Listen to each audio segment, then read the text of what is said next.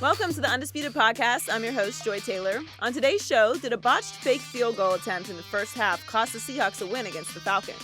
Plus, breaking down the high-profile quarterbacks leading the NFL MVP race. And is this the year the Celtics end LeBron's reign atop the East? Skip, Shannon, let's get to it. The Seahawks lost their second home game in a row last night, 34-31 to the Falcons. Seattle was down by 11 with under 4 minutes to go when Russell Wilson threw a touchdown pass to Doug Baldwin. They got the two-point conversion as well to cut the lead to 3, but with under 10 seconds left, Blair Walsh missed a potential game-tying 52-yard field goal. It was a rough night overall for the Seattle special teams. Late in the second quarter with the Seahawks down 7, they ran a fake field goal that failed miserably. After the game, Pete Carroll talked about that decision. Let's take a listen. It would have been a really good call if we made it. You know, it was something we saw we wanted to do. It was a terrific opportunity right where we wanted it, and the defensive tackle made a better play, you know, got in the backfield. He wasn't supposed to be there. What was the logic behind it? Did you expect them to, hoping to score a touchdown on that, or just? We had a chance to, and if not, we'd run out of bounds and stop the clock. We knew exactly what was going on. We figured we were going to break it. It was a matter of giving ourselves another shot. If you're going to score, keep it. If not, get out of bounds. Luke knew exactly what was up. A lot of the don't regret the decision, regret the result going on this weekend. Was that fake field goal the right move or the wrong move, Shannon? That was a dumbass decision. And his explanation, Skip, did you hear what he just said, Skip? I heard every word of it. That's Skip. about the 5th time I've heard that. Hold on. It would have been a really good call if we had made it. Really? Really? Carroll, hold on. It's something we want to do. It's a terrific opportunity. The defensive tackle wasn't supposed to be there. So in other words, you expected him to loaf.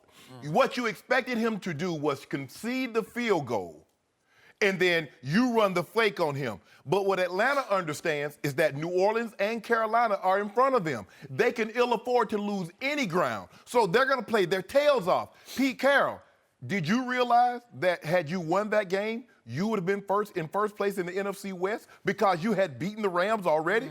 That thought never crossed your mind. So now what you've just done, Atlanta has the tiebreaker over who, Skip? Seattle, Green Bay, Detroit. Well, Dallas is done, but they have the tiebreaker over them also. You know what? And I said this at the time, Skip. I would have fired Pete Carroll after Super Bowl 49. Because it was a great call. Skip. And he said, well, we knew exactly what we were doing. We were going to get a first down or get out of bounds. Okay, what happens if he stops you behind the line of scrimmage? I guess you didn't get that. So, okay, we got A. We get the first down, use our timeout. B, we get out of bounds. Okay, what about C? You get tackled behind the line of scrimmage. I don't know if you're asking me, is it my turn to talk or? No, I'm just. Because you're going to reclaim your time if I start talking. No. Because I got lots of answers over here, but are these rhetorical or are they actually direct questions? I'm asking my loyal and faithful fans and viewers at home. I'm asking. Your Twitter followers. I've got fans at home, too. Now? 6,000? You a hater. You a hater. I'm about to get much more. Are you? With that reality, we dropped this reality show on them, Joy. Aha. Good. Skip. Undisputed needs that. The Murphys? Skip. This is. Murphys, right. That's funny, Joy. That was good. I like that. Oh, okay, Joy. Touché. You took 3 points off the boards, Skip. And at the end of okay, let's just say you took 3 points there right away. Then the challenge, Skip. Once they showed it on the replay. Is this 9:21 left in the fourth quarter? Okay. I said that's not a catch. Doug Baldwin. Yes. Yeah, catch or no catch. Hold on. Yep. Now, Skip, Pete Carroll's in the stadium. They're showing it on the Jumbotron. What the hell did he see? What did he think he see that the referees weren't going to see? I can see it from my living room. That's not a catch. So not only did you cost yourself a challenge, you cost yourself a timeout. Now, if you thought this game was going to come down to a field goal game or late in the ball game, wouldn't you think timeouts would be of the utmost importance? Instead of trotting, so you didn't have, well, maybe he didn't have confidence. I know what you're going to say, Skip. Well, maybe he doesn't have confidence in Blair Walsh. So let me get this right. You don't have confidence in Blair Walsh written. Don't worry about it. I'm talking, Skip. I'm not even going to talk about Blair Witch Project. You don't have confidence in him to kick a 34-yard field goal, but you tried him out there to make a 52-yard field goal. Well, you had no choice at that point. Oh, you did have a choice because you're supposed to have been trotting him out there to kick the game-winning field goal, not the game-tying field goal. So let me get this right. You remember, Skip, when he was at USC on 4th and 2 in 2006 against Texas? Do I? They went for it. The Heisman Trophy. Can you tell the people at home where was the Heisman Trophy winner, Reggie Bush, at that time? On 4th and 2. He was on the sideline. Oh, okay. And I was fine with that because I always said Reggie can't run between the tackles. And you had that big. So all Reggie ran was sweeps to get the Heisman Trophy. Okay. Okay, and then in Super Bowl 49, he said that would have been a really great play if it had worked. I guess he didn't anticipate Malcolm Butler being there. So Malcolm Butler doing his job, Grady Jarrett doing his job. Yep. Oh. I would have fired Pete Carroll after Super Bowl 49, and then I wouldn't have to have this. Because you know what's going to happen, Skip? They're never going to be the same. Because guess what? Richard Sherman is, 32, 33? Yep. Achilles. Cam Chancellor, out. Earl Thomas was out last year, hobbled this year. Yep. Cliff Averill, they're not the same team. No. Basically, their offense now, Skip, is improvisation. Russell, run around, buy some time, scramble, get a first down, or throw it down the field to Doug Baldwin and Jimmy Graham. That's what their offense is relegated to. Skip, that was a dumb call. You know it. It cost them so much more than the ball game. They might miss the playoff because of this dumb call by Pete Carroll. Keep thinking that he can outsmart someone, and he can't, and he hasn't. So I wish you'd stop it because it's hurting his ball club. By the way, Seattle was your pick to win the NFC and also win the Super Bowl. Yes. Are you ready to leap off that bandwagon? That wasn't the question. I'm just curious. I am just curious. No. You just trashed your Super Bowl team. That's okay. And its coach. I trashed the coach. I didn't trash the team. I trashed the coach. Well, the team has been trashed by decimation of injuries, right? And well, we could have had 2 Super Bowls to our credit having Pete Carroll taking all these. You're another we. Because I feel bad for the players because I realize how special it is. You go back to back. There've been a lot of teams, Skip, that's won 1 Super Bowl in a row. So are you conceding they're not going to be in the Super Bowl, the Seattle Seahawks? I just want to get it on the record. No, I conceded about my Cowboys. I just said I'm out. Well, you should have Injuries did me in. You should have conceded at the beginning of the year when I told you what was going to happen. Yeah, you told me Sean Lee was going to get hurt, and then Tyron Smith was going to get hurt. Yeah, go. Can we talk about this field goal? I just want to get you on record, but you're dancing as fast as you can. Don't nobody buy records anymore. I mean, I thought you couldn't dance. Joy USA can't dance, but he dances great on the show. Vinyls are making a comeback. He is so elusive. But I don't do the record thing. Okay. So, back to Pete Carroll. I have never been a big Pete Carroll fan after what he did to my University of Oklahoma Sooners in the national championship game way back when he let Matt Leinart run it up on us. Remember that? Let him. Well, Oklahoma got paid. They can stop him. No, I couldn't stop him. So, I've never forgiven Pete Carroll for that, but for once, I am going to defend him right here, right now, because what you just said was classic Twitter pylon. It was classic Twitter overreaction. I didn't second guess it, Skip. I first guessed it. As soon as it happened, I tweeted it. Okay. To me, you're just being prisoner of moment, but I'm going to give you this. That was the moment. I want to ask you as a Hall of Famer to step back and consider the circumstance of that moment that Pete Carroll found himself in. Okay. He is down Richard Sherman and Cam Chancellor, 2/4 of the Legion of Boom. Maybe I can't say they're the 2 most important, but I think Richard is very important to what they do, especially when the guy across the line is that guy Julio Jones, right? So you're down those 2, and in the first quarter, you lose a kid that I was really starting to like in Shaquille Griffin. I think he can play out of UCF. He was a 3rd-round draft pick this year, and I'm starting to think he's starting to remind me a little bit of Richard Sherman, just a little bit. And he's got a concussion in the first quarter, and he's gone. So you're up against the reigning MVP throwing to the best receiver in football. And I'm thinking at that point that Matt Ryan and Julio Jones are going to hang 50 points on Seattle in their backyard. Not at that point when you're getting ready to kick that field goal. What would lead you to believe they were going to score 50 points? Because the score was 24-17. Okay. That's why. Take the points. Help me out. 24 plus 24. So in other words, and it felt like it was about to explode. Just like, again, you don't even have Shaquille Griffin back there. And in the second half, I'm figuring that Matt Ryan's just going to start figuring it out. And how Julio Jones in this game wound up with only 5 catches for 71 yards is miraculous, because it's shameful that Atlanta could not get him the ball more. Well, they threw him 10 targets. times. How do you do that? Did he get in the end zone? He didn't get in the end zone one time. I thought he was going to run a relay race in the second half. Like, I'll catch another one and then I'll... Well, you roll the coverage. That's not Dez Bryant where they're singling him. Yeah. They single Dez. They double Julio. Okay, so the Falcons, to me, being up 24-17, it felt like it was going to end up being 50-34. It felt like it was going to be a shootout that there's no way Seattle was going to hang in with. Before you go any further, can you tell me in the previous 4 of the 5 games what Atlanta had done in the second half? They did it to Miami. They did it at Chicago. They did it at Detroit. What have they done? They had blown Dallas 17-0. They had blown. I said 4 of the last 5. They had blown double-digit second half leads. All I know is what they did to the Dallas Cowboys in the second half. Y'all are not any good. It was a rout. Y'all, okay. Okay. Like Philadelphia did that too. So here it is, and it's 4th and 1, Seattle at the 17. So it's a chip shot field goal. Yes. So the element of surprise is definitely on Seattle's side because there is no way you're going to run a fake field goal on 4th and 1 from the 17. Maybe you do it from the 32 where you had some monster field goal like the one at the buzzer. But in this case, it's what, a 35-yard? 34-yard field goal. It's an extra point. And I like the idea of if you've got a play you think will break, and I'm going to remind people about Luke Wilson. He runs 4.5 at 6'5", 250 pounds. He runs 4.5. I don't think Shannon Sharpe can run 4.5. How fast can he run when a 300-pound defensive lineman slams him to the ground? Okay, so what are the odds that Grady Jarrett is going to rush that hard up the middle on a field goal where he's just going to break straight through and be he looked unblocked. That kid Ott from Harvard was there. I don't know what he was doing.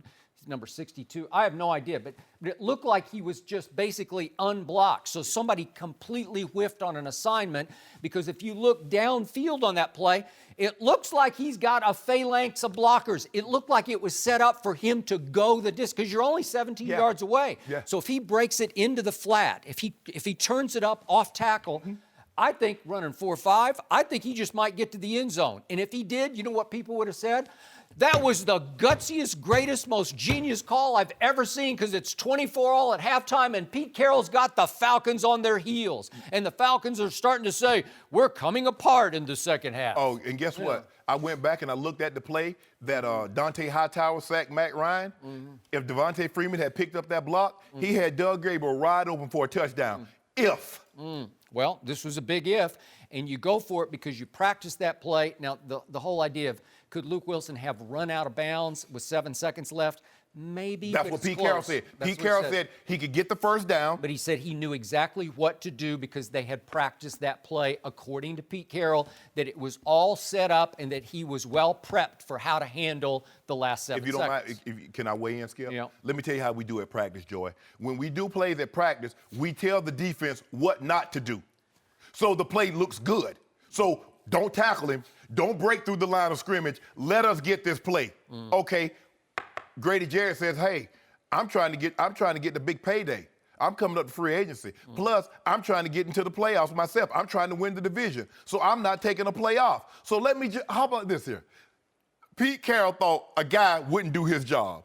A guy on the other side, see, if he's not doing his job. No, he thought his guy would do his job, which is block Grady Jarrett. No, that's not what he said. No. He said he wasn't supposed to be there. Well, that means he was supposed to be blocked. No, it wasn't. He's untouched. Skip, if you look at the rest of the guys, they gave up on the play. Grady Jarrett plays snap the whistle on every play. Look at the rest of the Atlanta Falcons and see what they're doing. Look at this. Look at the rest of them. Look at your monitor. And look at Grady Jarrett. So wait, you're telling me that only Grady Jarrett wants to win the game? The rest of them are home for the holidays? Is that what you're saying? That's absurd. I said Grady Jarrett did, because normally in a situation like that, Skip, you're right. The element of surprise was there. Yeah. They thought they were going to kick it. So you just go through the motion. Grady Jarrett says, I'm not going through the motion. There was no motion to go through. I don't think anybody tried to block Grady Jarrett. They weren't supposed to. He just falls into the backfield like, what am I doing? Oh, there's a guy with the ball. I'm going to tackle him. Listen to me. Most of the time in that situation, they're expecting you to run a fake, Skip, so they concede it. Let's not give up anything. Let's just concede it. We'll just stand here, and now we get the block. Grady Jarrett says, no, I'm not just going to stand here. I'm going through. And who knew? Oh, you got the ball. Let me throw you down. You get no points. And so instead of trying to kick a 52-game time field goal, just imagine if you had a timeout Well, and was kicking the game-winning field goal. Easy hindsight, easy second guess on your part, on Twitter's part. But in the end, if you look back at it, Pete Carroll was actually playing to win and not playing not to lose. And I love coaches who do that because you have to consider how bad your defense is against what last year was the #1 offense in the reigning So let me MVP. get this right. Pete Carroll. And by the way, did Matt Ryan play well at Seattle last year? He torched them last year. It took a non-call on Richard Sherman's pass interference for them to survive that game. If you don't mind me asking, is Matt Ryan playing up to the level in which he played last year? Yes or no? He did against Dallas. Back. That's all I read last week was they're back on track. So now you take one game. So let me ask you this. So you want me to believe Pete Carroll is the only coach that coaches to win or plays to win? Is that because that's what you just said? Just silly. But that's what you just said. Under the circumstance, he's doing what he has to do. He needs touchdowns. He doesn't need field goals. He can't play a field goal game with Matt Ryan against a Legion of Boom that is now doomed. Oh, so now You can't do it. So you just now, can't. So say, now the let's Atlanta, play for field goals. Now the Atlanta let's Falcons, play conservatively. So now the Atlanta Falcons defense is the 2000 Ravens. No, why would you say that? Oh, so Seattle could defense? Yeah. So Seattle wasn't moving the ball? No, but you can't. You're not going to be able to move it the way Matt Ryan. Do you think Russell Wilson's better than Matt Ryan? He's the reigning MVP. That's not the issue. Can Russell Wilson throw it the way Matt Ryan can? See, No. this is how you do things.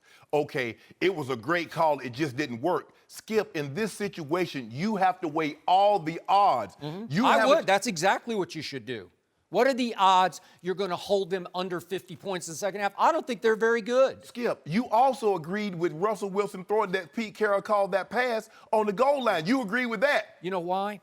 Because if you look back at what had happened during the regular season, Marshawn Lynch had been handed the ball 5 times from the 1-yard line during the regular season. Guess how many times he'd scored from the 1? Once. How many times? He was 1 for 5 from the 1-yard line. How many times You don't was that think against Pete the Patriots? Carroll knows that? How many times was it against the Patriots? How does that matter?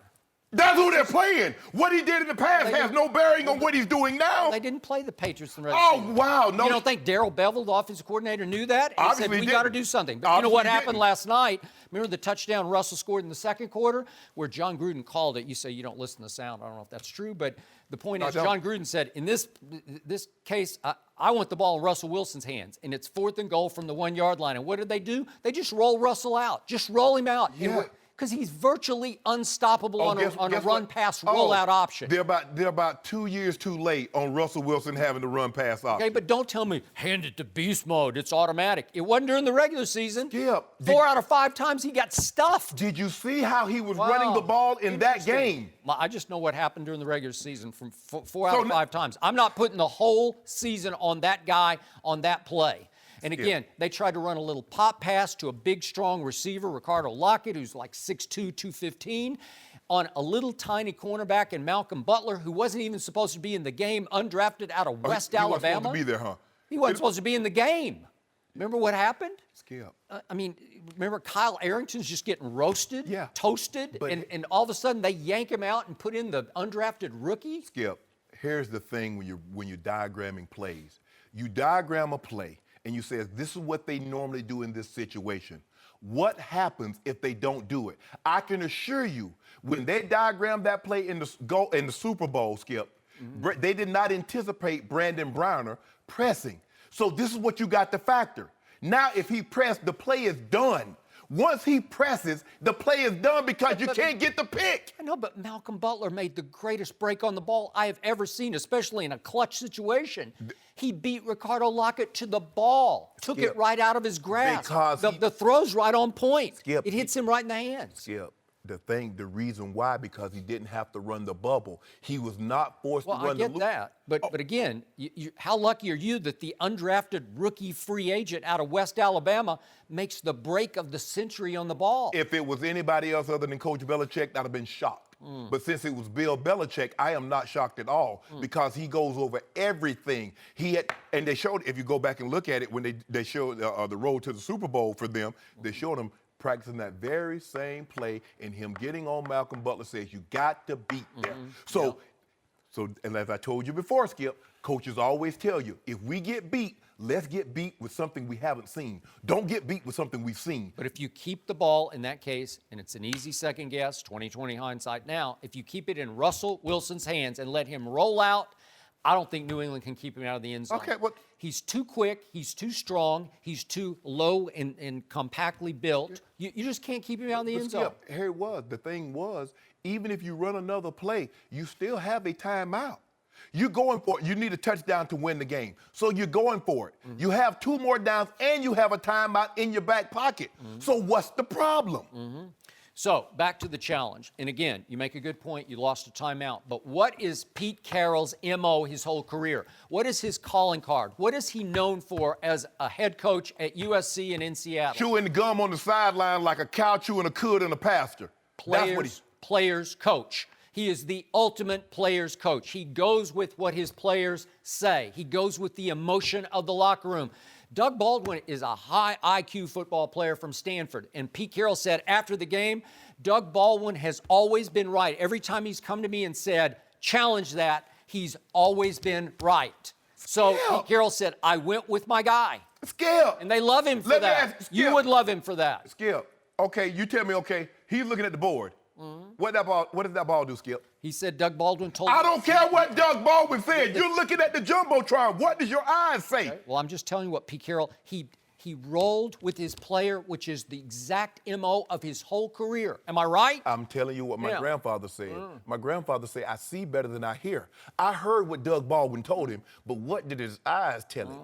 I don't think he even looked. I just think he, well, he when Doug deserved Baldwin it. said challenge you, he said, I tell you what, I want to ask Richard, let me ask Richard Sherman, and let me ask those guys what they think about that call. See if they love him for that. Are you, sir, are you really not going to jump off the bandwagon?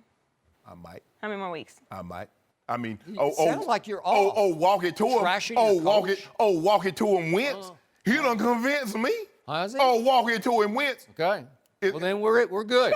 So you say Philly is going to win the NFC, says Shannon Sharpe. No, that's not what I said. Yeah. That's not what I said. I think that's exactly what you just said. Skip, what is it? What is it about Carson that you don't like? No mercy. This is Shannon Sharpe, and before the show moves along, a quick word about Home Depot and Husky tools. They say in life there are no guarantees. Well, I'm here to tell you there just might be one exception. In 1924, Husky started making things for people who make things, and they did it with common sense. That meant adding function, never frills, and making tools that stood the test of time.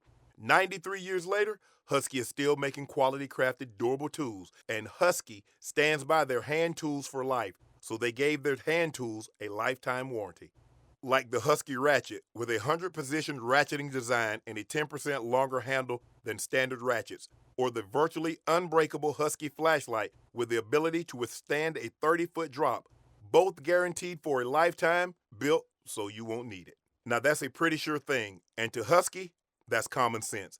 Husky, common sense tools since 1924, with hand tools guaranteed for a lifetime, found only at the Home Depot. No mercy. The Seahawks lost their second home game in a row last night, 34-31 to the Falcons. Seattle was down by 11 with under 4 minutes to go when Russell Wilson threw a touchdown pass to Doug Baldwin. They got the 2-point conversion as well to cut the lead to 3, but with under 10 seconds left, Blair Walsh missed a potential game-tying 52-yard field goal. It was a rough night overall for the Seattle special teams. Late in the second quarter, with the Seahawks down 7, they ran a fake field goal that failed miserably. We're joined by 3-time Super Bowl champ and NFL Network analyst, Willie McGinnis. Welcome back, Willie. Yeah, how you guys doing? Will it back? Was the fake field goal the right or wrong move? Was the pooch kick the kickoff was the right move? They got the ball. Yeah, it worked. the ball. Whenever it doesn't work, it's always the wrong move. And you know, when I look at that play, I understand we taking the 3 points. It was 4th down. You had 7 seconds left in the half.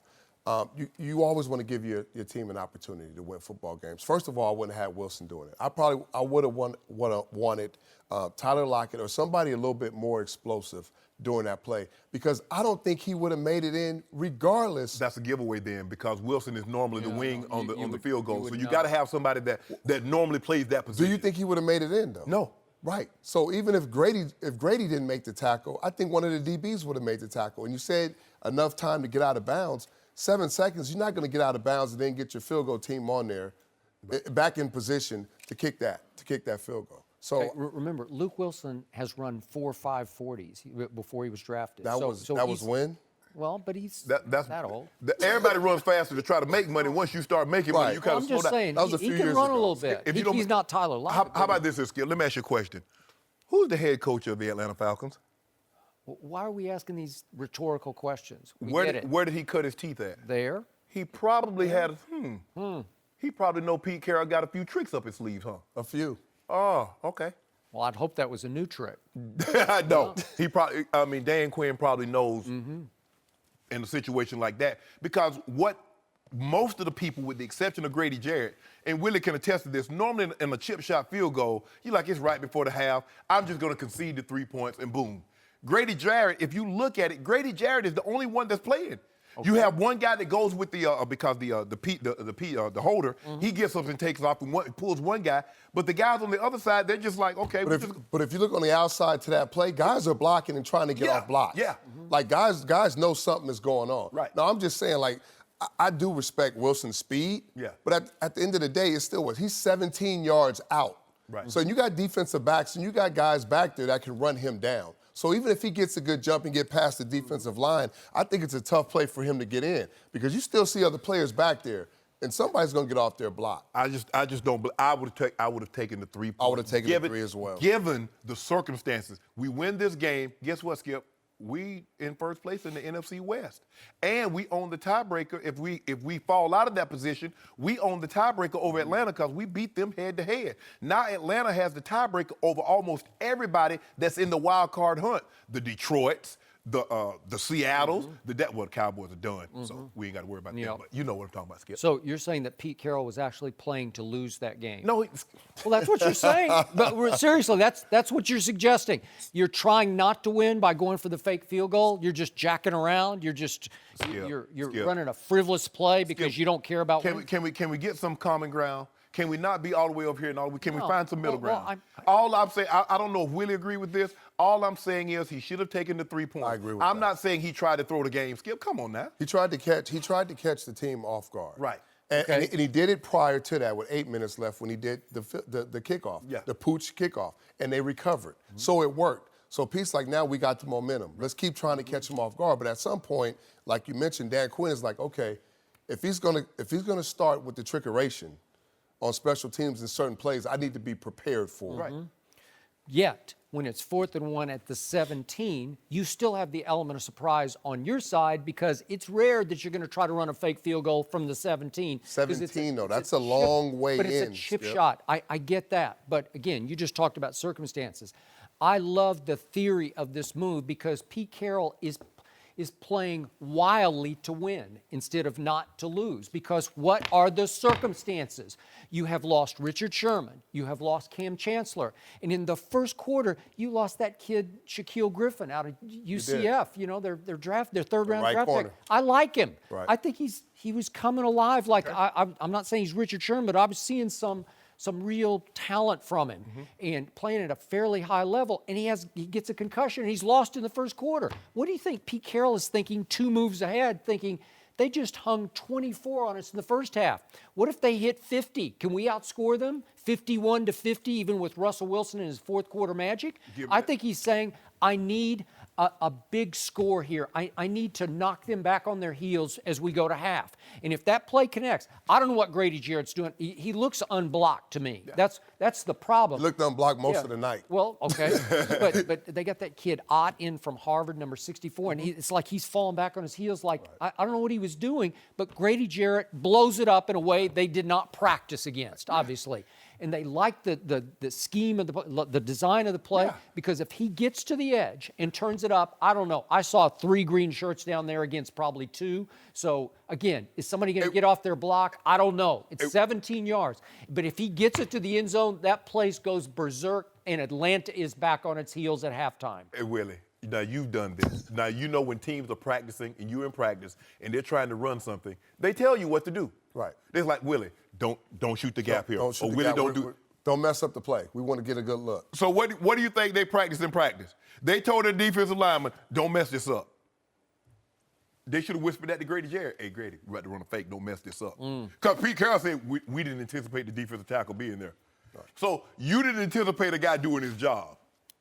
Okay, and to your point, again, if you put Tyler Lockett on the wing, they're screaming. Yeah. They're saying, it's a 'cause fake, he it's a don't fake. block on field. Right. He doesn't, and you got a point, and I get it. Or Jimmy Graham or whoever else you move over there. But at the end of the day, they lost by what? 3 points. Okay, so but that's at the end of the day, easy second guess, because if you score there, if you completely fool them, you might win by 4 points. But there's a lot of things that probably took place in the sequence of that game that you say, well, if this wouldn't have happened, then we probably could have did this. If Russell Wilson would have got maybe a couple more yards when Jones tripped him up, they would have made the field goal at the end. But see, that didn't happen. They was about a couple of yards short of the field goal. You can't do You can't take points, in my opinion. Yes. In a close game, you can't take points off the board. What do you think it was realistic to hold Matt Ryan to in the second half? Given the struggles that they've displayed in the second half, they normally fall apart. Based on history? Go back to the Super Bowl, Skip. They did have a 17-point lead on Miami. They did have a big lead on Detroit. My Super Bowl was 2 weeks ago at Atlanta, and I watched them outscore my team 17-0 in the second half. That's all I know. That was just 2 games ago. The Eagles just outscored your team 30-0. Your team isn't very good. Neither is this team. And this is your Super Bowl pick, and it's not very good. Whoa. It's lost 3/5 of the Legion of Boom. Yeah. 3/5? And y'all lost y'all MVP. Wow. So, Zeke is the MVP. I thought you were talking about Sean Lee. No. Because I told you, I said this is going to be a blessing. I say one way or another, either we're going to have answers or we're going to have more questions about Dak. See, I think people got more questions. Willie, is he has never forgiven Pete Carroll for the last play of the Super Bowl in 2014. I get and it. you being a Hey, former Willie, Patriot. I don't know. Now we're discussing this in the green room about this play call. I don't know if that was Pete's actual call. Because Pete really, in my opinion, he's more of a defensive goal or guy. The end of the Super Bowl? The end of the Super Bowl. I think that's Darrell Bevel. Right. I understand that this is our go-to Well, play. I would think Pete would have to sign off, though. He will have Run to or- sign off, but at you the end know, of the run or day, pass. when you got an offensive coordinator and you don't want to step on his toes at a certain point, you want him I'll step to on feel his that head. momentum. But here's the thing. This is their go-to play. This is their bread and butter. Right. But remember, Marshawn had just ran that ball down to the half-yard line. Probably could have scored if it wasn't a great play by Hightower. Yes. Then you had a timeout and you had 2 more plays left. And you had another timeout remaining. Right, so you run the ball, you call timeout, you bring Russell to the sideline, and you call 2 plays. Remember the touchdown last night, that sprint that was play? beautiful. That sprint I brought play? it up. That's my first play I would have called because Run, pass, option. you give him 3 options, throw it away, throw the ball, or run it. I agree. My last play would have been the first play they called. Now, there's also been some indecision where you see players getting into it like Sherman and the offensive coordinator during football games this year and last year on the sideline where they wasn't happy with the play calling. So this is not something that just happens every blue moon. This is something that happens all the time where the defense may question the offense or the offensive coordinator on their play calling. Well, we had this last year, Skip. Remember Seattle? And Richard Sherman said, I walked down there and told him, you will not throw this ball again. Really? You said that to a head coach? Can you imagine I don't you know saying if it's that to I don't Bill know if it's the Belichick? head coach. I don't know if it was the head coach, but I'm just saying the play calling has been in question. But I know Pete. I played for Pete. The one thing Pete is going to always do is try to give his team an advantage. He's going to try to catch you off guard. Right. He's going, and he knows Dan Quinn. To your point, he knows them. They know each other. Yeah. You know, so you want to catch them off guard. You want to try to give your team an advantage, regardless if you think that this team may struggle against a high-powering offense or we can't stop this offense.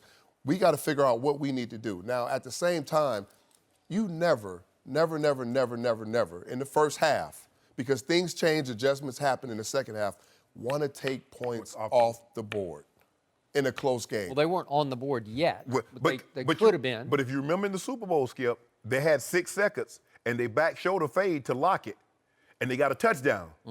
So everybody said, we thought we was going to take the field goal then, but we got a touchdown. Oh, that was a great call, Pete. When it works, it's always a great call. Exactly. I'm taking the points. And in that situation there, in the first half, I'm taking the points. Well, that's bold of you now that you can see what happened. No, I didn't. I don't do a whole lot of second guess. I'm first guess. Oh, really? I'm first guess. You're actually a third guesser. No. That's what you are. I should be a coach. Yeah. I can do just as worse as some of them guys doing. Like Pete and make Carroll? $7 million a year. I love watching that video at the end of the game at that Patriots Super Bowl. It's so bad. You see- I mean, you can Bad see for who? you could see the hearts ripped out. Yeah. Like Hey, Willie, hey, I already know, Willie, combat style. you'd have threw everything you own up in the stands. I was in the tunnel after the game when the Seahawks players, the defensive players was coming out. I wish we had mics around. I just wish we had microphones. Would it be good or no? It wouldn't have been good. No. It wouldn't have been good because, again, that the identity of that team was physical, tough. The foundation was everything that they built around. They didn't go in that direction at the end of the game. They went for a more finesse, a different style of trying to win. Yeah. No mercy. Carson Wentz is at the top of the NFL MVP race in the latest odds from Bovada. Wentz and the Eagles have the best record in football at 9-1. He also leads the league with 25 touchdown passes, just ahead of Tom Brady's 22. Brady's Patriots are tied for the best record in the AFC at 8-2. We're joined by Fox NFL analyst Tony Gonzalez. Welcome, Tony. Hey, how are you? Everybody good? Well, Yeah, we're good, bro. How are you? yeah, I'm very well, Shannon. Surf's Thank you for up, asking. right? I appreciate it. Surf's up. Yeah, man. Surf City. How was that flywheel this morning, huh? Did you get the good workout in? No, Or Shannon that's doesn't after. work out before the show. Oh, yeah, that's right. That's right. It's too early. You guys You need need- to oof. I've seen bigger arms on cheerleaders on top of the pyramid holding up the yay sign. Look at that, Joy. Yes. Skip. You need a suit that paints like little veins in it. You know, that way you can show your striation. You shred it like a beef jerky. Shannon, who's your MVP right now? Is it a trick question? Is it a rhetorical question? Nope. You trying to be funny, hilarious, hysteric, humorous? Tom Brady, right? Exactly. No. It is Carson. Walk it to him. Wentz in a lifetime. Pennsylvania is where I'm from. Carson Wentz is the MVP. I thought you were from North Dakota, but No, he took it over Pennsylvania now. First of all, he has the most touchdowns. His team has the best record. Yeah. And he's doing it with us as all-pro. Now, you keep talking about Big V. Big V is ranked 59th among tackles. Eric Flowers is rated ahead of him. We know what he's been for the New York Football Giants. So that's just where Big V is. And you keep saying, well, he lost Julian Edelman. Let me tell you about this guy named Rob Gronkowski. There are 8 guys in the Pro Football Hall of Fame, 8 of us, tight end position. Rob Gronkowski have more double-digit touchdown receiving seasons than all of us combined. I got 2 of them. But he ain't nobody. His team, his offense, Skip, I don't know what it is not to like about him. I mean, look, Tom Brady, and see, you keep going, well, he's 40 years old. You don't get extra points for being no, 40. I agree. That's not part of this discussion. Yeah, okay. Yeah. So I don't need to go any further. Yeah. You look at his resume, what it is right now, because Westgate say right now. Now, who knows? I mean, Tom Brady might get on a hot streak, and over the next 6 games, he might throw 24 touchdowns. Carson Wentz might get on the hot streak and throw 20, and they go 15-1. Maybe. 'Cause this is what I know. The last time a quarterback has had the league, won the most games and the most passing TDs in the same season, guess what he won, Skip? MVP. So I that don't- all you got? I don't really see anything changing. He got the bet on. He just put on national television on Sunday night. How many people you think watched that game? And what did they see? Cowboy Nation is vast. A display of marksmanship. Yeah. I saw a first half in which he struggled mightily. What about the second 8 half? of 17 What about the for second 80 half? yards. What about the second Deer half? in headlights. Okay, what about Tom Brady? Threw a little pop-up interception right to Anthony Brown at the end of the half. I'm saying, just catch it and run it in the end zone. What He about, dropped it. If you don't mind me asking, what about Tom Brady's second half against Kansas City? That was opening night. That was a long. Oh, that game time don't ago. count. Okay, that game didn't count. It Okay, so counted. what about Carolina? No, it counted. That game didn't count either. Okay, I thought he was really good against Carolina. Oh, really? Did it win or lose? I got a restaurant. I got 2 restaurants now. My first one's doing so well, I serve wins and losses. So before we get off on the restaurant, because it's all you got to talk about is your bogus restaurant. It's not both. Tom Brady should be running away with MVP, but he will not win it because of all the resentment and jealousy out there of Tom Brady, and much of it emanates from across the table. But I'm going to remind you that even to this moment, Tom Brady is overcoming by far the worst defense in pro football in yards allowed per game. The Patriots are still allowing 402 yards a game, which is dead last in the National Where are they Football in League. points? I just told you 402 yards a game. Points. And the Patriots are still 8-2. I don't know how that is because Tom Brady lost his favorite target, his most trusted go-to security blanket receiver, Julian Edelman, even before the year started. Now he has lost his second favorite receiver in Chris Hogan. He's not playing. They go sign Gillislee.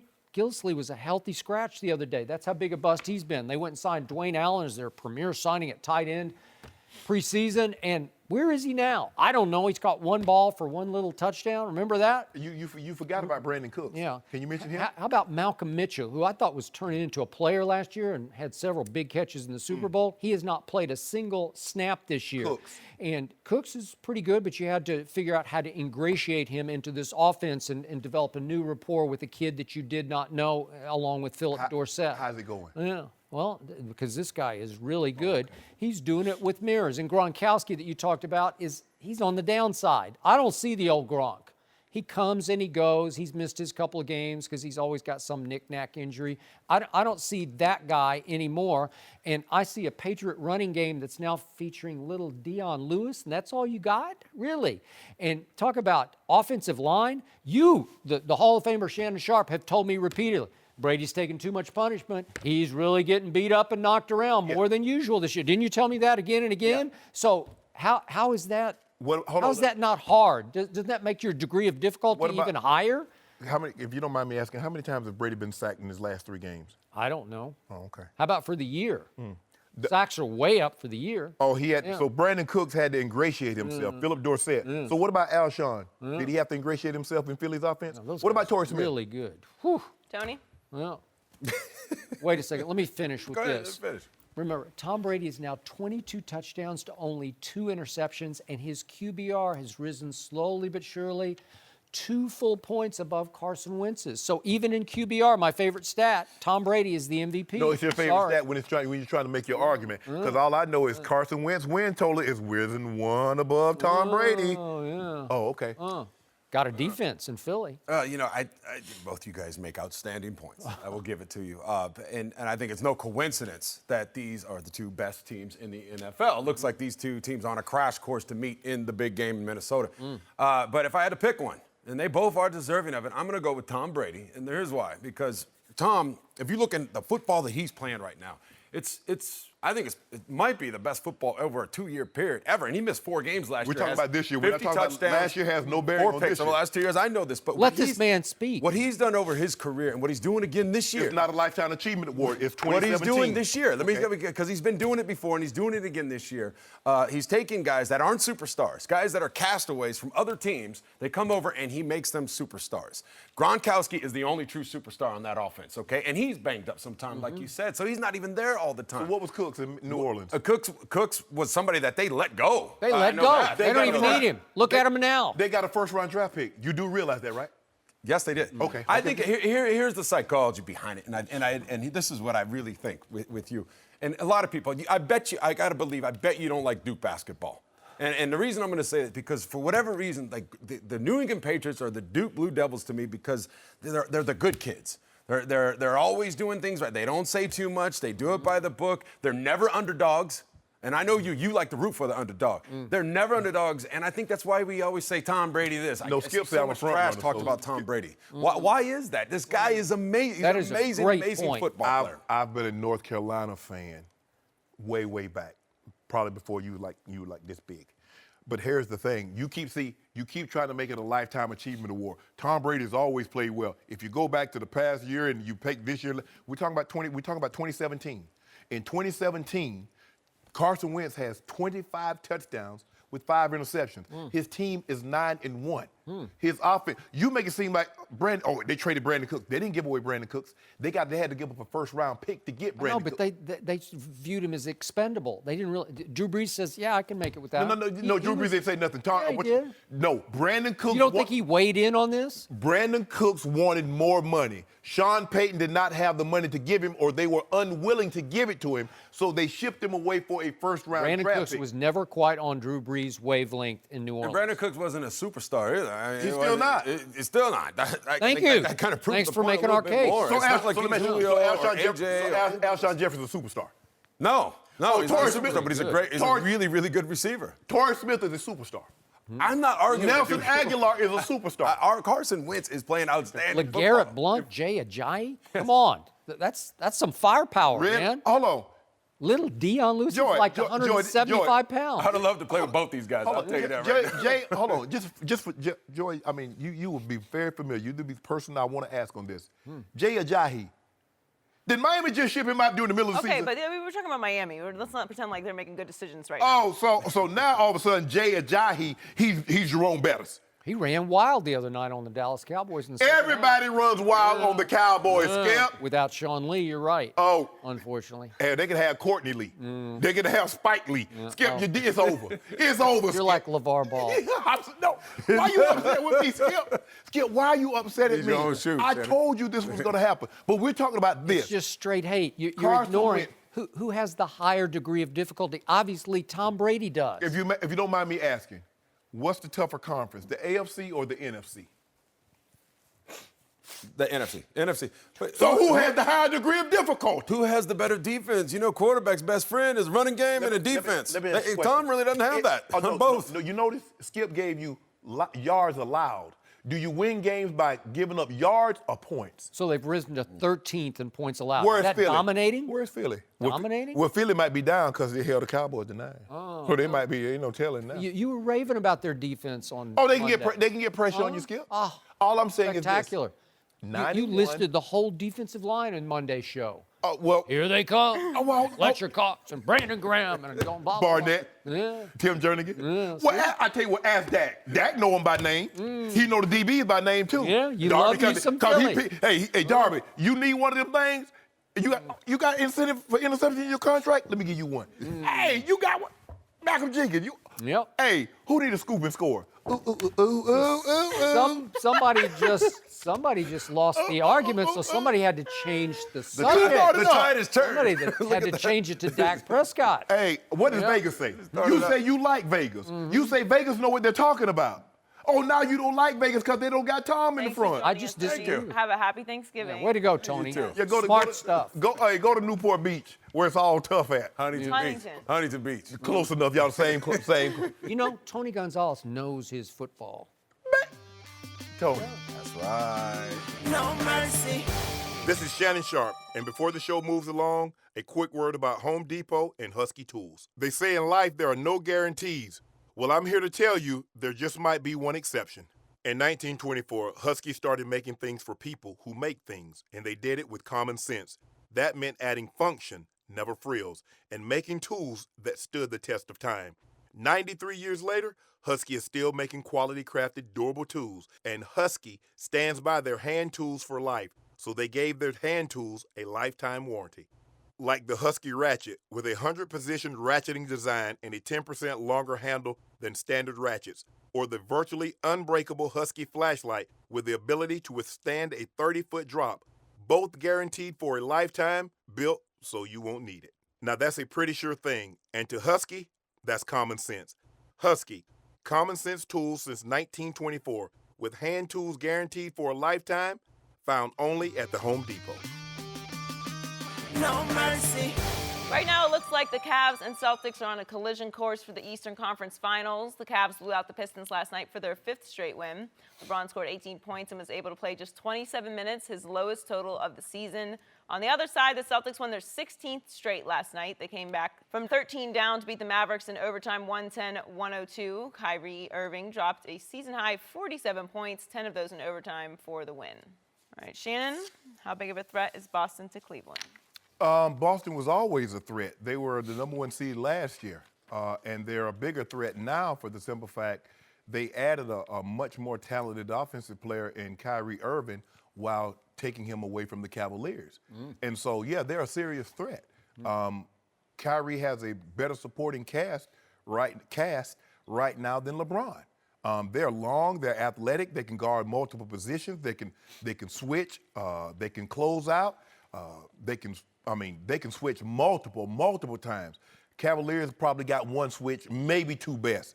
But if you swing the ball a third time, somebody's getting a wide open jump shot or a three-point shot. So there's no question about it, they're a threat.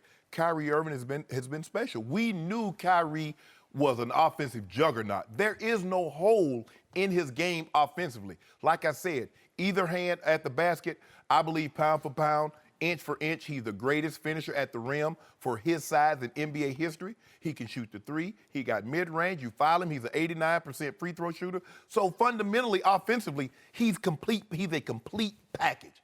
So there's no trying to shade that. But I tell you what, I mean, he did this against the Dallas Mavericks.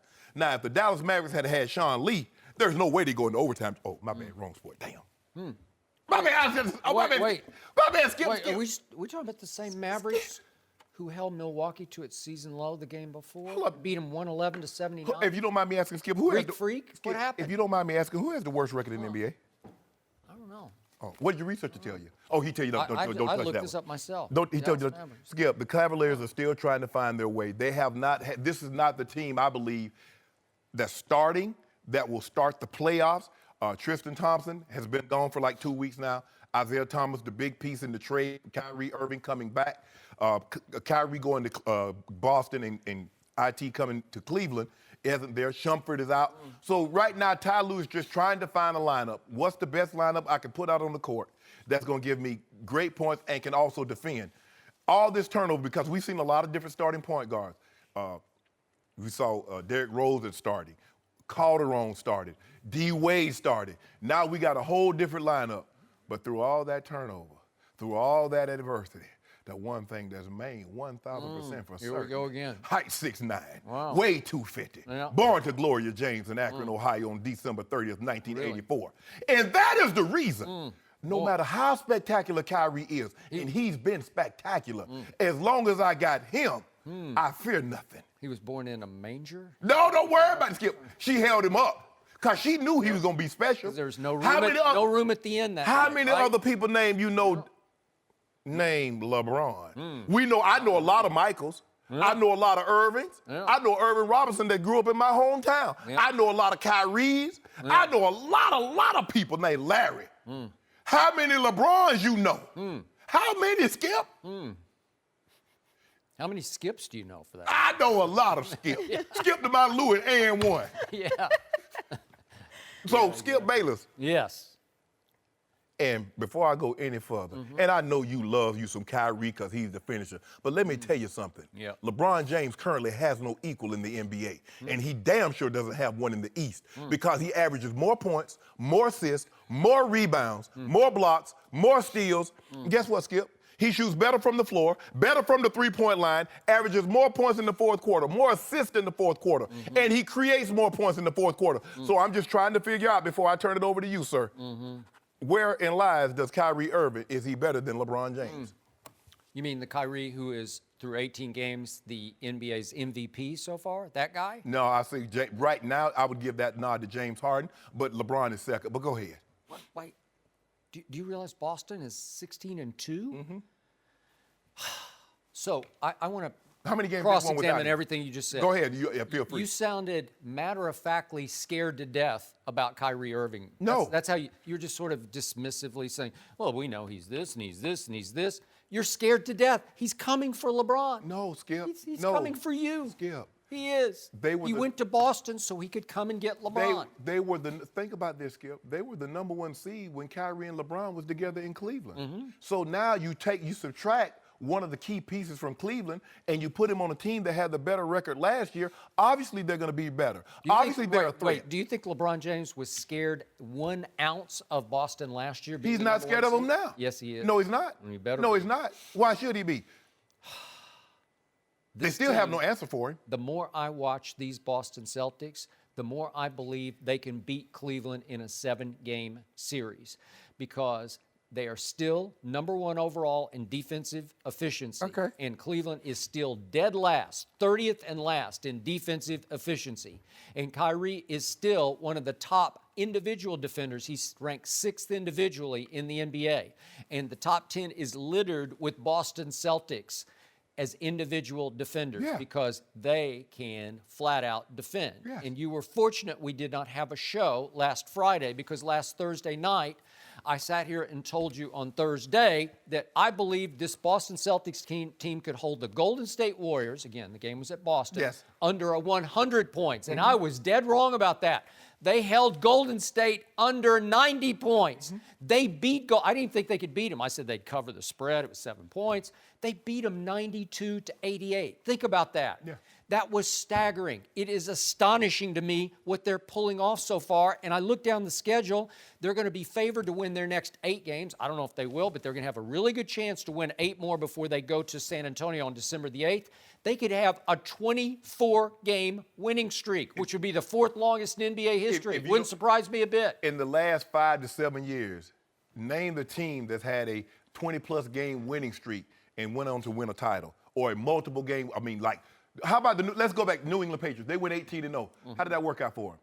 Okay, what about the Golden State Warriors when they started the season 24-0? How did that work out for them? Let's go to the Cleveland Indians. The last team to have a multiple game, like 27 games, and win a title, George Taylor. Can you tell Skip Bayless who that was? Oh, the Miami Heat. Who was on that team, Skip? Oh, LeBron James. LeBron James. LeBron James. What you're failing to grasp is you're up against a force of nature in Kyrie Irving, the likes of which I have never seen. He is shattering the mold. He doesn't care what you say or what LeBron says or what anybody else says about him. Remember, LeBron called him the kid. He's still a kid. The kid's coming. He's coming for you. But so are we gonna gloss over that the Cavaliers were down by 3? And LeBron scored 16 points in the 4th quarter. Are we just going to gloss over that this weekend? Because we didn't have a show on Saturday, which I would have brought that to your attention. And we didn't have a show on Sunday because I could have brought that to your attention. So are we just going to gloss over that? You know what? I'm going to talk about Friday night's game, but I want to stay right on course here if you will allow me to. Sure. Because very quickly, again, albeit against the Dallas Mavericks, the problem here is that LeBron has lost his closer. LeBron, by nature, he's got one sort of, it's not fatal flaw, but he's got one flaw. He's all-time great, but he can't close. That's not his forte. He was born without the clutch gene. Oh. And Kyrie has one of the greatest clutch genes I've seen this side of Tom Brady. So what's this leading the NBA in points and assists in the game?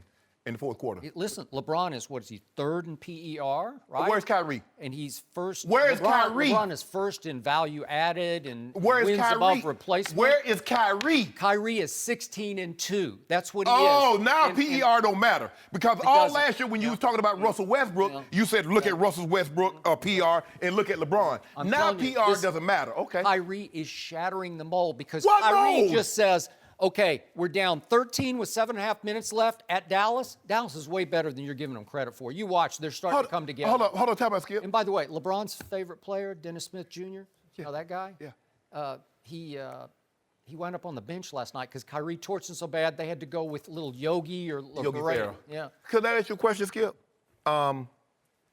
You remember when the Cavaliers were down to the Knicks and LeBron? So who's better? The Knicks blew out the Mavericks. Yeah.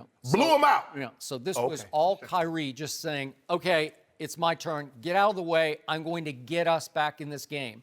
And he put on the all-time Globetrotter display. Yeah. I've just never seen anything like the handle. And you said it's the greatest handle you ever seen? Yeah. So is it? So He let is me a ask you a question. flat-out magician. Kind of like LeBron did, like LeBron did against the Clippers or the Knicks in the 4th quarter. Or maybe it was that performance. Hold up, Skip. What about that 57, 11, and 6 that he had against Washington? Where would you rank that as far as performances this year? So Kyrie had 10 in the 4th quarter against the Dallas Mavericks. Oh, the Dallas Mavericks. And let's go back then to the Golden State Warriors. You think they're pretty good, right? Yeah. You think they're easily the best team in basketball, correct?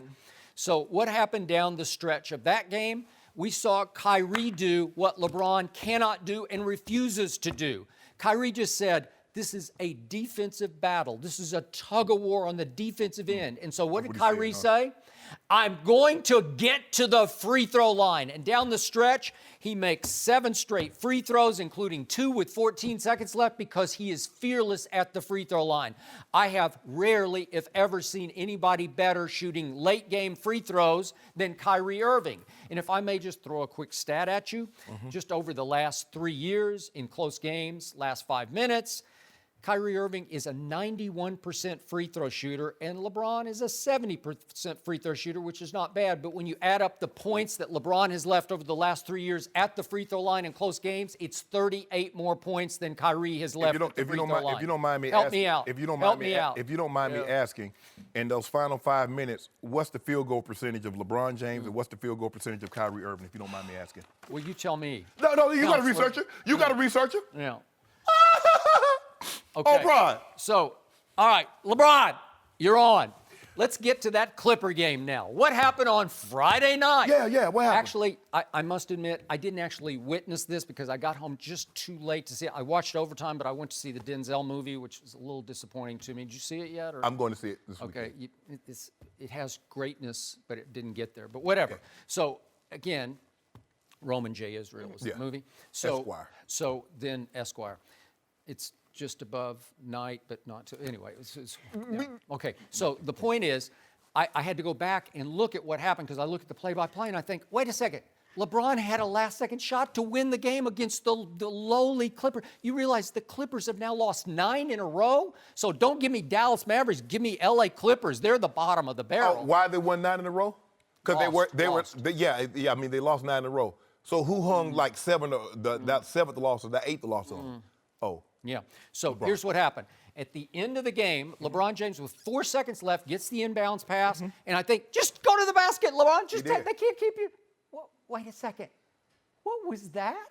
What was that? He missed the last second shot. Wait a second. He shot it left-handed, falling away, which is the classic, please don't send me to the free throw line shot. It's, I don't want to shoot the last shot, so I'm going to shoot the hardest shot I can even, with my high IQ, come up with. I'm going to fall away left-handed and shoot it woefully short. If you don't mind me asking. Are you kidding me? Okay, if you don't mind me asking. It was the classic bailout shot. It's to win the game. It's tied. What about that 3 that he hit in overtime, though? Okay, so let's go back to this play. Oh, now we keep going. No, we're going to finish on this because if you look at it again, he's got Blake Griffin, who can't defend you, out on. Oh, not Blake. He went to Oklahoma. He takes one big dribble past Blake Griffin, and guess who's left? Sindarius Thornwell, a second-round rookie draft pick, is left between LeBron James and the basket. And help me out here. DeAndre Jordan is coming over. No, he's not coming over. He's not going to get there. So are you telling me that Sindarius Thornwell is going to keep the great LeBron James, born on December 30th, 1984, in a manger? He's going to keep him from the basket? It's impossible. He is the greatest freight train in the history of basketball. Can you talk about the 3 points? Why wouldn't you get to the free throw line? Because he wanted to make it more dramatic. You know why? Because LeBron was 1 for 5 from the free throw line so far in that game. And by the way, he is now teetering under 80%. You bet me. He's now 78% after a hot start. And you know what's going to happen. He's just going to keep sinking into If you don't mind me asking, can you tell the people at home, because I'm sure they probably went to the movies or they were doing something and they didn't see the stat line. Can you tell the people at home the stat line that LeBron posted in that game? So this is to win the game, and all you have to do is have the guts to go stand at the free throw line by yourself. And I know it's a little scary. All you have to do is make 1 out of 2 free throws, and the game is over. You don't have to waste your sweat in overtime. But no, he shies. I've never seen anything like this before. He's so afraid of the free throw line, he shies away and falls away and shoots it left-handed. At least go up and shoot a right-handed jumper off the glass. Do something with some authority. He just wanted the game to end so they could get to overtime so then he can go back to being LeBron James. And he did. Okay. And I give you that. So in other words, you said, hold on, Skip. Kyrie Irving would have put that game in his back pocket. Okay, Skip. Okay, I get it. Because he's just going to get fouled. We're in L.A., and you got to go to San Francisco. But you go way to Seattle, go way to Portland, then to come fly back over to get to San Francisco. Yep. So you went all the way around the world to say what? LeBron James closed the game, Joy. After you said all that, he took a fall-away left-handed shot. He didn't want to shoot the free throw. Failed to close the game. He failed to close the game. But in overtime, can you tell the people at home, what did LeBron do to seal the deal, Skip? Well, they all did great. They just took the game over. Well, look at it. They all scored. It was a rout. It was a rout in overtime. I am sorry. Would they win by 8? I'm sorry that the Mavericks did not have Sean Lee in order to play defense on Kyrie. Because that seems to be Listen, nobody could play defense on Kyrie. He put some moves on there. I've never seen anything like it before. Let me ask you a question, Skip. You do realize that LeBron James has a 27-plus average scoring. You do know he has like the second or third highest playoff average ever. So who can guard him? I think a bunch of Celtics can guard him. Who? I think Marcus Smart can guard him because I'm telling you, Marcus Smart is playing at a supremely high defensive level. If you don't mind me asking, so Marcus Smart and Jaylen Brown, they did so well on him. He had 29, 16, and 8 in the first game. How did that work out for him, Skip? Well, it was the Gordon Hayward game. Gordon They were Hayward just psychologically shell-shocked by it. Okay. And they were off to a very good start. What does that have to do with Remember, guarding they don't have an all-star in Gordon Hayward. What they got all those kids. Hold up. Has Al Horford ever been to the All-Star game? I like him a lot. Has Al Horford ever defensively? I like him a lot. I like the cohesion of this group. Skip. And listen, Jason Tatum, he might have just fallen into their laps out of heaven, but he can flat out play. He can sky and rebound. He's playing way beyond so his rookie status. Yep. There's no question about that. And Jaylen Brown, second year, he is going to be a star. Did you see what LeBron did to him in the playoffs last year? Well, he's a baby. So He's when is he going to grow up? He going to grow up between now and then? Now guess who he's got on his side? He's got Kyrie on his side. Was Kyrie there opening night when LeBron got 29 and 16? Yeah, and they got off to a good start. It looked like they were going to win the game. Oh, And then, hold on. You know what happened? Tragedy struck. Skip, you know what? And they were on the psychological map. Joy, you know what I did? My restaurant was doing so well, I opened up a second one. And I still served the same thing. W's of A or L's. Mr. Bayless, what would you like to have I thought today? you served water too. What would you like to have today, sir? Mr. James, what would you like? I need 7 L's today because he's got 7. LeBron James has lost 7 games. They're 10-7. Can I ask you a question? Kyrie has only ordered 2 L's the whole year, and one was at Cleveland. And who restaurant did he get that L from, Joy? Yeah. Down to O'Brien. Yeah, and guess what? O'Brien That stayed open late for they him, lost too. their first 2 games because Gordon Hayward got hurt, couldn't get up off the psychological mat, and then they went home and lost their home opener because they were psychologically devastated and couldn't get back up. Damn, Joy.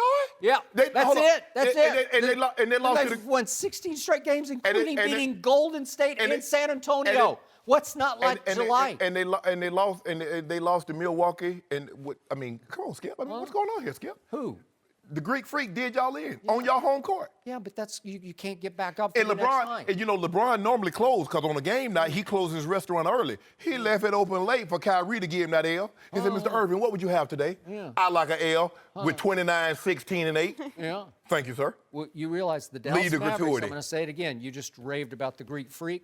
The Dallas Mavericks beat the Greek Freak at Dallas just a couple of games back, 111-79, which is why they were a tough test for Boston on If the you don't road mind, last night. can you tell the people at home what the New York Knicks did to the Dallas Mavericks, who had LeBron James down by 23 at one point, down by 15, and what happened, Skip? Can you tell the people who led that comeback? They scored 43 points in the fourth quarter. Can you tell the people at home, because I'm sure they don't have the stat sheet like you and I have, who scored or assisted on 30 of those 43 points, Skip Bayless? As long as LeBron doesn't have the ball in his hands in the last minute of a close game, you're good to go. Oh, like the 3 he hit against the Clippers? You mean like that? The Clippers in overtime? Yeah. Well, they were all hitting shots. They're just running away with it. It's front running. Now, which is it, Skip? Now, you can't, Skip, I need you to make up your mind now. You said he doesn't want the ball, he shies away. He makes the shot. Well, you saw him shy away. Do you see that? Can you defend that? I can. Do you have an explanation Well, for how it? do You're a Hall of Famer. Help me out. Well, how do you defend that 29-foot 3 he put in Blake Griffith's eye? Well, how do you defend the game's going to be over? It's over. You got him. No, you're right. You got him. No, it was tied. When he pulled up with that 3, it was tied. Please explain and define the left-handed fall-away that he got. The only thing that he really does full time is shoot. He's left-handed by nature. We know that, Skip, right? Yeah. That was a high percentage shot. That shot screamed, "Get me out of here." Skip, you do. Keep me away from that free throw line, please. You do realize LeBron James is shooting 60% from the floor for the season. Yep. Not as Shaquille O'Neal, not as DeAndre Jordan. He's shooting 60. Do you, Skip? I don't know if you knew this. Do you know he's shooting 4% higher from 3 than Kyrie? Do you know that he's averaging more assists in the fourth quarter than Kyrie? He's scoring more I'm points. not surprised by any of that. Why not? Yeah. If you're the closer. So what is the fourth quarter now? So How are they 10-7 then? How do you explain that? Really, seriously, given all you just said, how can you even make it compute that they're 10-7? Something is missing in LeBron's game. He's not getting them over the hump to W's. He's ordering lots of L's when he goes to your restaurant. Maybe you just need more people to patronize the L side. Of your No, right? Look, Skip, we're in a process of trying to figure out. Ty Lue is doing a great job of mixing and matching pieces, but the big jigsaw piece that needs to fit in this puzzle is Isaiah Thomas. Now we don't know if and when he's coming back, but that's the big piece. That was the piece that you gave up Kyrie for to get in return. We need to see how second team All NBA guy that averaged 29 points a game. Are you going to tell me he's going to come in and be the fourth or fifth best player on the team? No, I believe he'll automatically come in and be at worst the second best player. So he's going to give them more points than what they're getting right now. But this is not about Isaiah. You're talking about, I tell you what, do it to you like this here. There are 30 teams in the NBA, right? Go poll them and find out how many GMs will take Kyrie Irving over LeBron James right now. Kyrie Irving is 25, LeBron James will be 33 on December 30th. Find out how many of the 30 that will take him. I think you'd be surprised. I know you'd be surprised, you'd be hurt. Guess what he's gonna say, Joey? I don't agree with them. That's why they lose, that's why they don't win. I don't agree with them. That's why they don't win. I tell you what, Skip, baby. They're all losers. Hold on, Skip. Yeah. I'm taking Kyrie. Let me ask you a question. At 25, Let me ask you a question. believe in what he's doing? Skip. He's the MVP of this You league. love Magic Johnson. Yeah. What did Magic Johnson say? You have a cold today? I think you have a cold. I just asked you a simple question. What did Magic Johnson say when we talked about LeBron James? I don't remember. You do remember. We talked You about remember Lonzo Ball. Skip Bayless. You remember every sentence that Shakespeare ever wrote. Yeah. And all of a sudden you don't remember what the great Magic Johnson said. You told me he was one of your favorite players. You told me you love sitting down and interviewing Magic Johnson. And he sat right here and told you what everybody knows to be true. And now all of a sudden you forget. How dare you be so disingenuous? Magic now runs the Los Angeles Lakers, and he has to say what is politically correct. And that is the correct thing to say. But privately, he probably has a very different opinion. Okay, what about Earl Watson? What about all the coaches that come up here, all the players come What up here? about Earl Watson? I'm saying, what is everybody He says Lonzo Ball's going to be special and great, and you disagree. Oh, Skip. No, I'm just not saying I don't believe he will be that transcendent player like you believe. Well, like Earl Watson believes. Yeah, okay, that's fine. He's beyond me. But what about all the players? All the rookies, 32% of the rookies say their favorite player is Bron. 32%, Skip. Favorite? Fave. Well, he's a nice guy. It's Light. He's okay to make What else player. they got on Instagram that do stuff? What they got going on, Joe? Light. Yeah. Skip Bayless. Look, Skip, you want me to try to like demonize and minimize Kyrie. Kyrie is a special talent. Wow. But if you think I'm about to sit here and say Kyrie Irving is better than that man?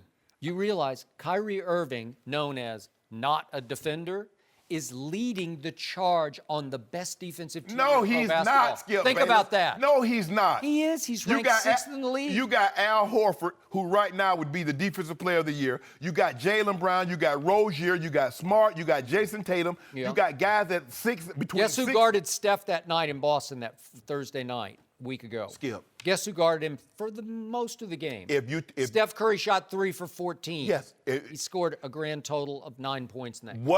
What's the likelihood of Steph Curry shooting 3 or 14 and only scoring 9 points again this season? Well, how many times is Kyrie going to guard him? I thought Kyrie did a real nice Well, job I on think- him in Game 7 when he hit the shot to win you a ring. But what about the block? What about the triple dub? The bicycle built for 2. Oh, but so you don't want to talk about that? Well, J.R. Smith set that block. Think about it, Skip. How many finals have they played? How many Game 7 finals have there been? Jerry West had one. Big Game James Worthy had one. And What about him? old Lebanon. Now, sometimes I call him Lebanon. Old Lebanon James. Oh, that's a bad man. Skip, the dude special. What are you talking about? I'm talking about that triple-double that he had in Game 7 in Golden State. You pretend that it didn't happen. Who closed it? Who closed the deal and said, "Here, LeBron, I hand you a ring"? There's no such thing. Kyrie Irving did. But if he hits, if Iguodala makes that shot, J.R. Smith cut him off at the pass. He slowed him up so that LeBron could catch up. how many people still try to lay the ball up on LeBron to try to dunk the ball when LeBron is chasing them? They pull it out. No, I don't even want no shot. I don't even want to trip. They dribble it. They dribble the ball on back out, Joey. I see them do it. Seen them do it. this is the baddest man. No. He says, I want LeBron James. I'm staying in the East so I can come after LeBron James. Be careful what you wish for, Skip. 16-2? Well, the baddest man is heading to Miami on Wednesday, so. Who? That could be a problem. Oh, Bron? Oh, you know Bron, he loved Miami. No, get not to that. No, I meant Kyrie. No, Kyrie is. Yeah. Oh, there we go see. LeBron plays in the Nets Wednesday night. No mercy. Lonzo Ball had an interesting last two games for the Lakers. On Sunday, Lonzo had a triple-double with 11 points, 16 rebounds, and 11 assists in LA's win against the Nuggets. But on Friday, during a fourth quarter skirmish against the Suns, Lonzo walked towards the Lakers bench instead of getting involved in the incident with his teammates. Luke Walton said another Laker player talked to Lonzo about that. Lonzo said he didn't want to get a technical, so that's why he avoided the fight. We're joined by Rob Parker. Welcome, Rob. What's happening? How are you guys doing? Good morning. Detroit. Shannon, what was your take on that Friday night incident? It was a bad look, and I knew it was going to be a bad look. And he had an easy out. He's like, basketball players don't want to fight.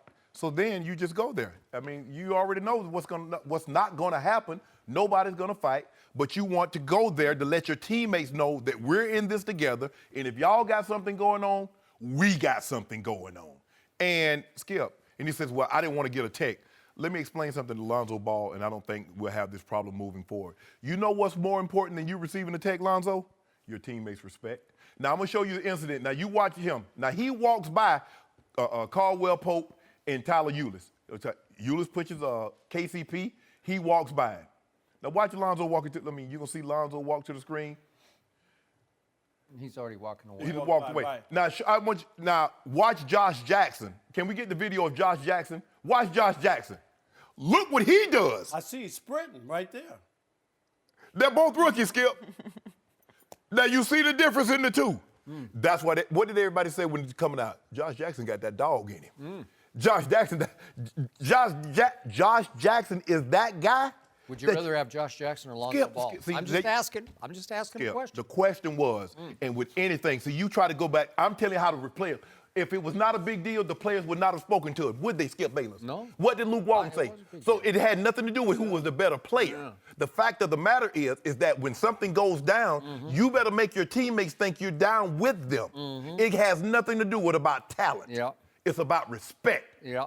And if this is a perfect opportunity, if you're going to be a leader, you can't be a leader walking away. No. Now, I tell you that, and I don't care how many assists. If those guys don't respect you, you'll have a problem in your locker room. There's no doubt about it. And I thought his explanation was as lame as you can get when he's talking about the technical aspect.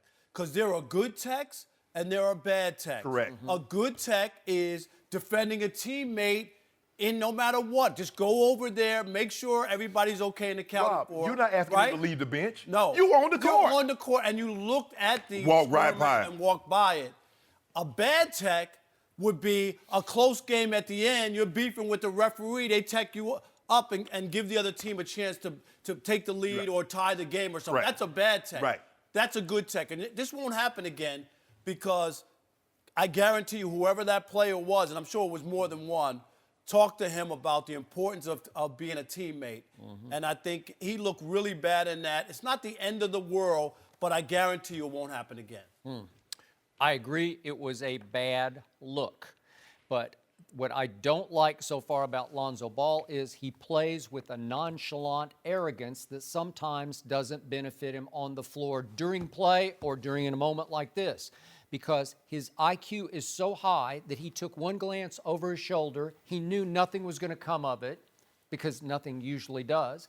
And it's like, that's beneath me. I don't do that. I don't get involved in that stuff. So he just keeps on walking. Well, obviously, you've got to look the part. You don't have to do what Josh Jackson, you don't have to sprint across the court. But you don't have to go out there swinging. You need to show your teammates that you're going to turn around and at least join the fray in moral support. Come on, guys. Yeah. Skip, how about this? Come on, guys, break it up. Come on. Now, we don't need that. Even if you're just a peacemaker. Yes. But as he said, it's the NBA. People ain't really gonna fight, and that's the truth of this point. But it's not what you're saying. You just have to show your support of your teammates, and whether it's bogus or not, you just have to look the part. And Again, do you think he lost a lot of respect in his locker room? Because Luke Walton just raved about him and defended him on this. He said, I really don't care how it looks because he's one of the few rookies I've ever seen that everybody is just kind of drawn to. My group, he says, loves playing with Lonzo Ball because he shares the wealth. He's the most unselfish player I've ever seen to a fault. But think about it, Skip. He's already said it. It's the NBA. Nobody wants to fight. So now you can. It's not like you're in a bar and people are slugging the ball and you run up there. So there's no danger to it. They're already squabbling. Right. So you already know if you run up in it, you about to go down with it too. Right. Mm-hmm. So you're not going to get knocked out. Or somebody's going to turn around. Oh, they don't, right. Nobody's going to call the cops. Right. You know, like you're not going to get arrested. Exactly. He's already said it. Well, it's the NBA. Nobody really wants to fight. So that's easy for me now, Skip. I just go into, hey, come on, guys. Let that go. Come on, bro. Hey, KCP, let's go. Come on, man. We don't need this. But the other part, though, is I think people are pushing back. Here's the problem I have with the whole Lonzo thing. He got all this attention before he ever played a game, right? That was cool. Everybody was all in on that. But because he struggled, now people think everybody's nitpicking or making him an example when he doesn't play well. And you can't have it both ways. When he was playing the Summer League, it was the highest rated. Everybody was watching, paying attention, right? He was the MVP of the Summer League. Exactly. And also, Skip, if he was playing well, no one would be pushing back about giving him all the credit or attention. It's because he's not playing well or consistently playing well that all of a sudden there's an issue and the media is out to get him and they always I haven't heard anybody say that. Well, some people are thinking that the media just wants to see him fail. I don't think that that's the case. Well, a He lot of gets people attention. wait a second. A lot of people want to see his father fail. No, I'm talking by about association. the kid. No, I'm talking about the kid. I don't think anybody wants to see him, but you got to call it the way you see it. And he hasn't played. And it's the growing pains of being a young player and coming into it. Because he's a grown man. You're not playing for books and tuition now. You're playing for mortgages. You're playing for college tuition. So it's a different expectation level. Yep. Because you are a pro now. Although you're only 20, you're still a professional, Skip. And so now you have to. He's struggling a little bit. That's okay. That's to be expected. But I don't think you thought he would be shooting 30%. No, but he's had 2 triple-doubles so far. Skip. And by the way, in his second triple-double the other night, he had 16 rebounds. So you have to have. Don't you have to have some level of toughness to get 16 rebounds? That's want to. Right? That is, no doubt about it, Skip. But the triple-double thing, really, does that erase all the bad play because he's had 2 triple-doubles? And I'm not trying to discount it, but it's not the end-all, be-all. For the most part, up until this point, I would say he's been more of a bust than anything. And I'm talking about... You calling him a bust? A bust to this point. I'm not saying a bust for his career or a bust forever or whatever, but I'm saying to this point, he is not as advertised. I personally felt like I got duped a little bit. Okay, let me ask you a question, Skip. You and I both know perception is reality, and that's a person. Perception is a person's reality, and that's not always the truth. What do you think the perception is of Lonzo Ball is around the NBA? Not aggressive enough, and I don't get it because I saw aggression at UCLA. I saw it in the Summer League. I see passive, I see timid, I see disconnected from the offense, I see standing around, except the other night against Denver, maybe he cut his hair finally, and I liked it. I liked the new look of his shorter hair, and it's like the opposite of Samson. You cut your hair, and all of a sudden he was aggressive against Denver. Denver's a good team. Now he just took it to him. See, again, you mentioned UCLA. Those are kids. No, I got it. He in the league now with grown-ass men. Okay, but what does Luke Walton keep saying? He has never, ever seen a kid come into any league under more pressure, which is what I've been saying all along. Has there been any more pressure on any rookie ever in any sport than on this kid because of his father? No question. Simply because of his father. I'll give you that, but I also think that that Lonzo, I think people just expected something different. And I think Patrick Beverley set the tone from day one. And maybe he put him in that shell or, that you're talking about where he was aggressive at college or he felt empowered against what I call mostly fodder in college because most of the kids aren't good enough and aren't going to the next level. So you get to this level and here's Patrick Beverley in your grill and telling you it ain't going to be an easy ride, kid. And I think that put him on his heels. So the irony of this whole discussion is Again, Lonzo Ball is the polar opposite of his father because his father in that altercation scene, he would have jumped right in the middle. Yeah. When LeVar played, lower level college basketball, you don't think he would have mixed? He probably would have thrown a punch because he's a big, strong. But he had a football mentality. I know he had a Remember, football. he tried out He for the did. Jets. He was on the practice squad. The thing with Lonzo, the problem is Yeah. with Lonzo, Yeah. he's on a team that Magic Johnson now runs. Magic Johnson was a point guard and they won the NBA title. So that's the expectation. He plays that position. Yeah. He's supposed to be the next Magic. Well, LeVar set some expectations for him, too. Yeah. By the way, Yeah. Magic played with the huge $1 million smile, but you want to talk, he was a fighter, Yeah. not a lover. He Yeah. he would mix it up. Even remember against Isaiah Thomas, they used to get into it. Yeah. Yeah. Let's wait till the All-Star break before we start throwing the bus stuff. Yeah. I'm just saying to this point, You don't have a T-shirt for Lonzo yet? not yet. It's coming. Biggest Let's bust. wait a little bit. He got what, 2 triple doubles Yeah. You ever get into a fight?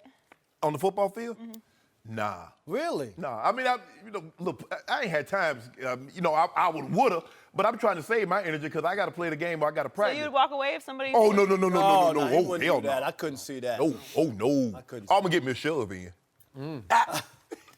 Who shoved Skip me? and I might be the only fighters up here. Who? It sounds like. No, Skip is more Tony. I want Skip to have the car running. Tony? Tony Wait, Gonzalez. did you just take a shot at Tony Gonzalez? Well, Tony did say he wasn't jumping in any fights. Tony from Newport. You don't know me very well. Just keep the car running. No mercy. Thanks for listening to the Undisputed Podcast. I'm Joy Taylor. Join us again same time tomorrow morning, 9:30 Eastern. We'll see you then. Fox Sports 1 of 1.